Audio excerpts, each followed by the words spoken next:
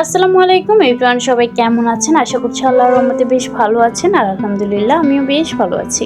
Due with Rumi YouTube চ্যানেলটিতে সবাইকে জানাচ্ছি আন্তরিক শুভেচ্ছা এবং অভিনন্দন।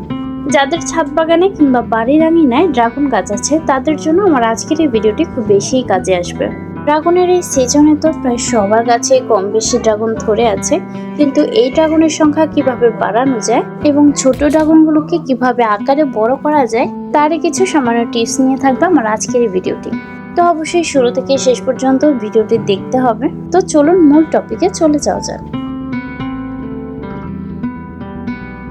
তো শুরুতেই দেখতে পাচ্ছেন আমাদের ছাদ বাগানে অসংখ্য এরকম ছোট বড় ড্রাগন হয়ে আছে। এই যেমন এখন যে ড্রাগনগুলো দেখতে পাচ্ছেন সেগুলো কিন্তু অনেকটাই ছোট, এগুলো বড় হতে হতে আস্তে আস্তে অনেকটাই আকার বাড়বে। তাছাড়া আমাদের ছাদ বাগানে এত বেশি ড্রাগন হয়ে আছে যে সবগুলো ড্রাগনের ভিডিও আমি করতে পারিনি।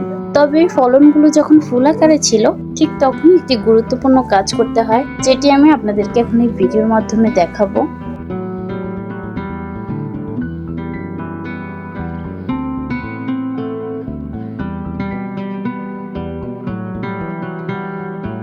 তো দেখতে পাচ্ছেন অলরেডি আমি রাতে চলে এসেছি, আর ভিডিওটি দেখেই বুঝতে পারছেন এখন কিন্তু বৃষ্টি হচ্ছে।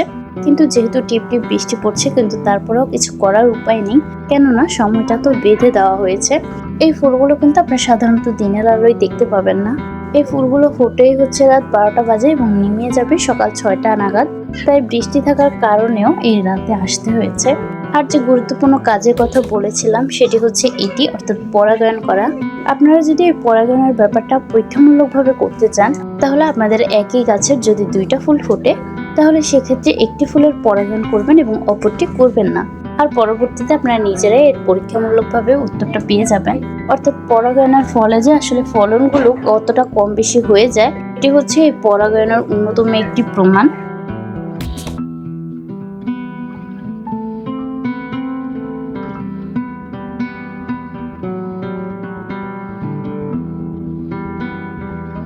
আর এই তো অলরেডি দেখতেই পাচ্ছেন কথা বলতে বলতে প্রায় অনেকগুলো ফুলেরই পরাগায়ন হয়ে গিয়েছে।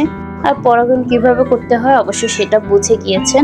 যেহেতু আমরা বৃষ্টির মধ্যে পরাগায়নটা করতে এসেছি সেক্ষেত্রে পরাগায়ন করাটা অনেক বেশি কষ্টের হয়ে গেছে, কেননা এখানে যে পুংকেশরগুলো আছে সেগুলো বৃষ্টিতে প্রায় ভিজেই গিয়েছে। যদি বৃষ্টি না থাকতো তাহলে সেক্ষেত্রে দেখতে পেতেন যে পুংকেশরগুলো নাড়ানোর সাথেই প্লেটের মধ্যে অনেকগুলো গুঁড়ো পড়ে যাচ্ছে।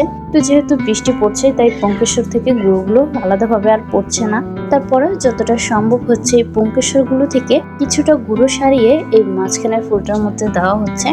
আর মূলত এটিই হচ্ছে পরাগায়ন।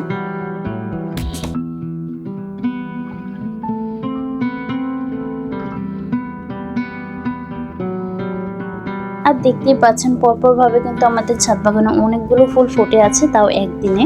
মাশাআল্লাহ আমার আম্মুর ছাদ বাগানে এত বেশি ফলন হয় যে একদিনে প্রায় 15-16টার মতো ফুল ফুটে থাকে।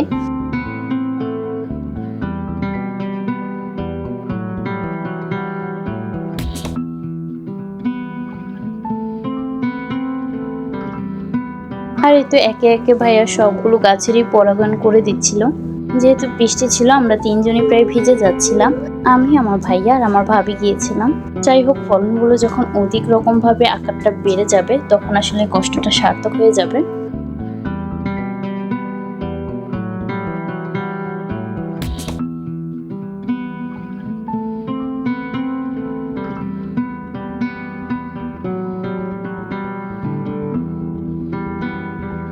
তাছাড়া ড্রাগন গাছের ফলনের সংখ্যা কিভাবে বাড়ানো যেতে পারে সে সংক্রান্ত ভিডিও কিন্তু আমার চ্যানেলটির মধ্যে অলরেডি আপলোড করা আছে।